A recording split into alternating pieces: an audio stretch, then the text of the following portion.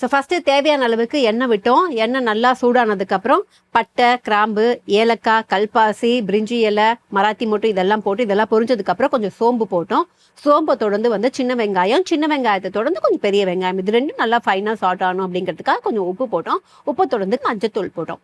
மஞ்சத்தூள்லாம் போட்டு இதெல்லாம் ஃபைனாக சாட் ஆகிட்டு இருக்கும்போது கருவேப்பிலையை போட்டுட்டு நம்ம காரத்துக்காக கொஞ்சம் தேவையான அளவுக்கு காய்ந்த மிளகாய், அதுக்கப்புறம் பச்சை மிளகாய். ஸோ இதெல்லாம் நல்லா நமக்கு குக் ஆகிட்டு வதங்கிருச்சுன்னு தெரிஞ்சதுக்கப்புறம் க்ளீன் பண்ணி வச்சிருந்த சிக்கனை போட்டோம்.